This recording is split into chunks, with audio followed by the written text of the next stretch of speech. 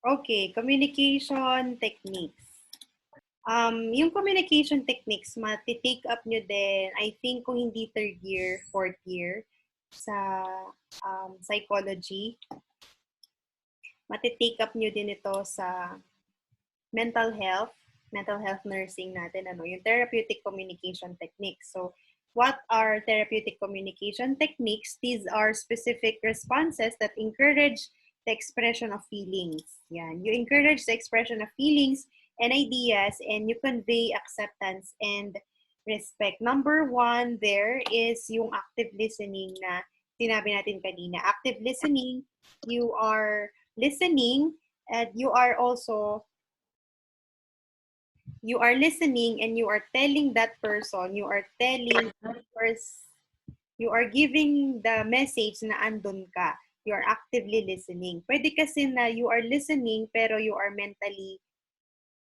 physically present but you are mentally absent. So, iba yon. Active listening is you are really there with your patient and you are really listening when they are voicing out.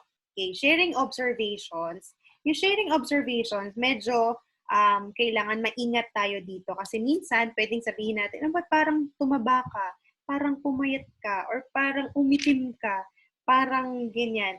Minsan yung observations natin, it can be therapeutic, remember, ang therapeutic communication, this is a technique para makapag-open up din ang patient na kailangan natin ng information. These are responses that encourage the expression of feeling.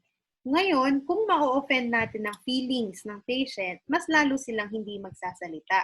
So, sharing observation is one technique that helps start conversation. For example, wow, nakita ko ngayon parang bagong gupit ka, no? Bago yung haircut mo. Parang nagpakuli ka ng buhok. Parang meron kang iniba sa iyong appearance. Minsan, ito yung mga opening statements natin that can start a conversation. But if you are not careful, pwedeng ma-offend naman. For example, hindi naman pala siya sasabihin mo, ay, ilang buwan ka na, ilang buwan na yan. Akala mo, buntis, yung pala, malaki lang pala ang kanyang, medyo busog lang pala siya, kaya malaki ang kanyang tiyan noon, that time, di ba? Akala mo, nagbibigay ka ng care, pero nakaka-offend ka na pala. So, yan. Meron nga daw sabi, never ask a woman their age, dalawang daw na bagay. Hindi ko alam kung mag-agree ang lahat ng mga babae dito. No? Sabi, never ask a woman about their age and about their size. Huwag daw tatanungin ang kanilang bigat at ang kanilang edad kasi daw nakaka-offend daw 'yon. May mga tao na offend kapag sila ay tinatanong kung ilang taon na sila. Meron namang mga tao na hindi sila na-offend dahil they are grateful na buhay pa sila. So may mga ganyan. Okay, sharing empathy. Empathy is the ability to understand and accept another person's reality. Yan, you are empathizing with that person. You are putting yourself on that person's shoes. Na if I were that person, baka magawa ko din yung decision na yon. Or baka kaya nag-come up siya sa ganong resolution dahil wala na rin siyang pag-asa. Something like that. Sharing hope, I believe that you will find a way to face your situation because I've seen your courage and creativity. Sharing hope, again, as the nearest healthcare provider, tayo ang advocate ng pag-asa. So how can we convey the message of hope is something like this. I believe that you will find. Naniniwala ako malalagpasan mo yan dahil nakita ko ang tapang mo, nakailang session ka ng dialysis pero hindi ka sumusuko kahit na nahihirapan ka na. I believe that you will find a way to face your situation. Sharing hope. You are sharing sincere hope, not a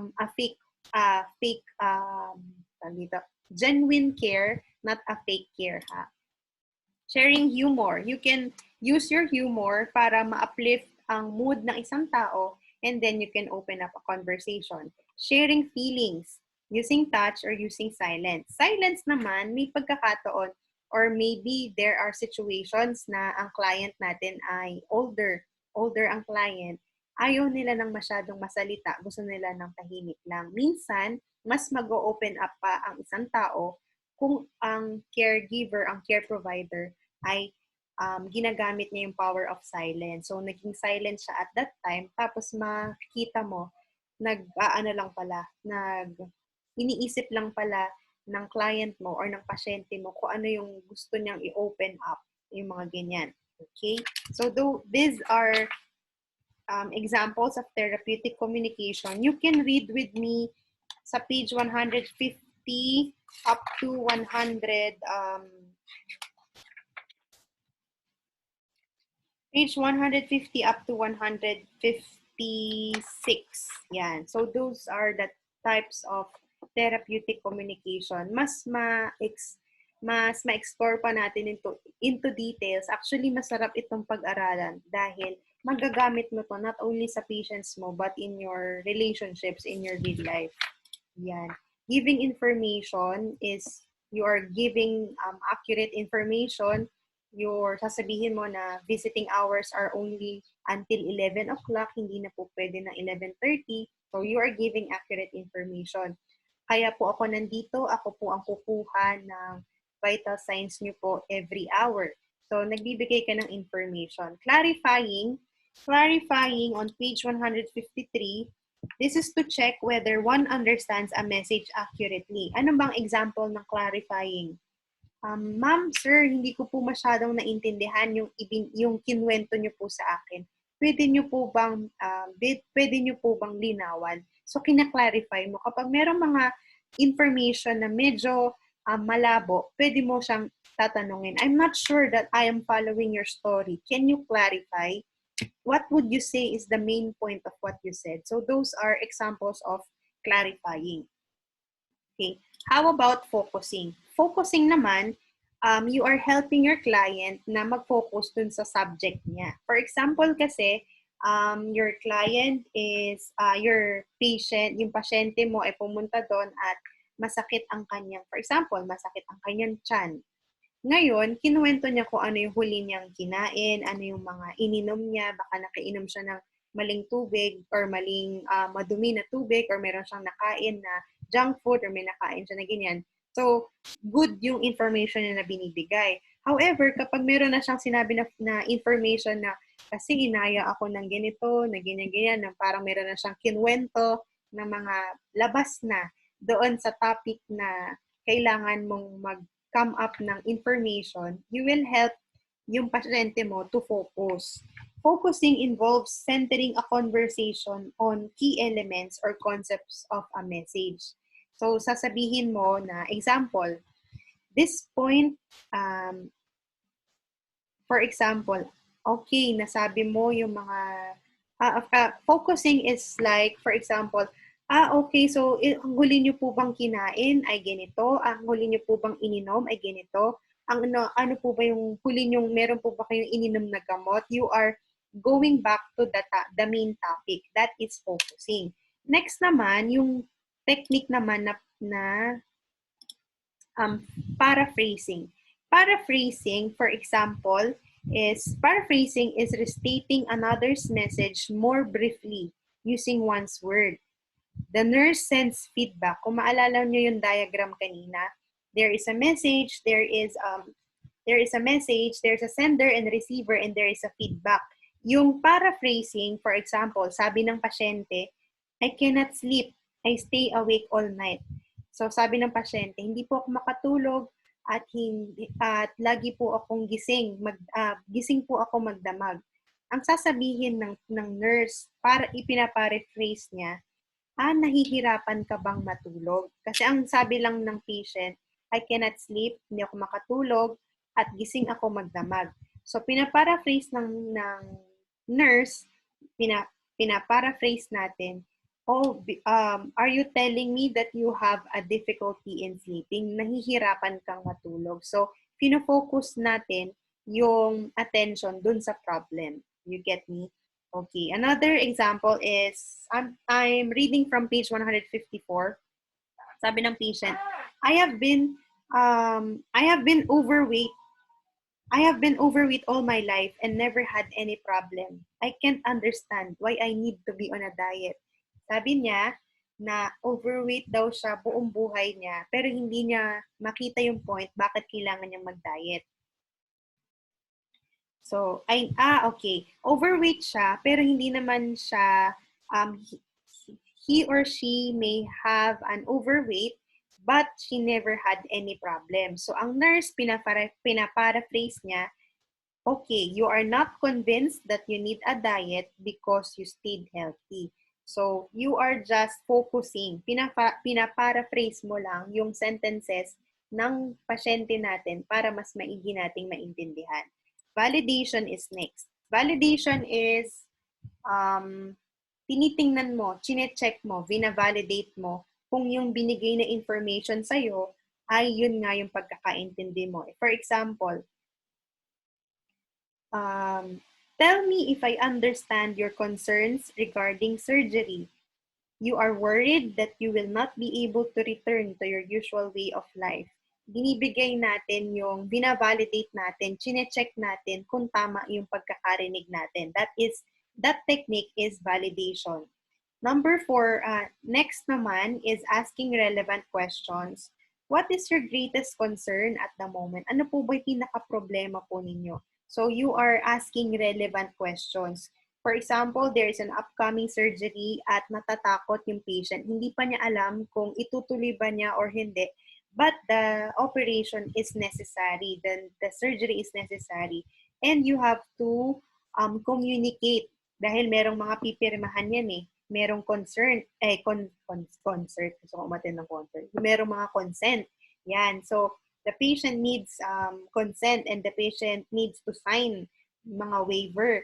But if they are worrying, ang trabaho nating nurses is to clarify their worries. Ano ba yung mga wino-worry nila? Baka pwede naman nating ma-address yung kanilang mga fears. Okay? The next one, tatapusin na lang natin ito and then I will dismiss you guys. Summarizing is you are, from the word itself, you are giving a concise review sa buong mahaba na ikinuwento niya. Kaya mong mag-focus doon sa summary kung bakit merong problema. So that is summarizing. Self-disclosure is next. This is subjectively true personal experiences about the self that are intentionally revealed to another person. Yung self-disclosure, hindi mo naman kinukwento yung buhay mo, but you are telling another, medyo critical din ito.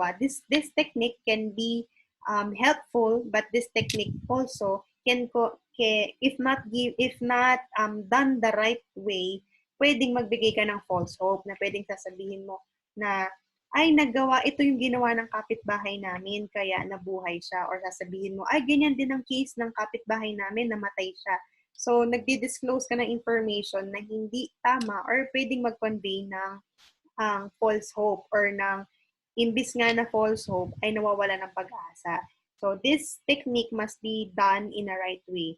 Confrontation is you confront someone in a therapeutic way and you help the other person become aware of inconsistencies. For example, sir, sabi niyo po, ayaw niyo na po na lumala ang inyong asthma. Ayaw niyo na pong lumala ang inyong lung problem.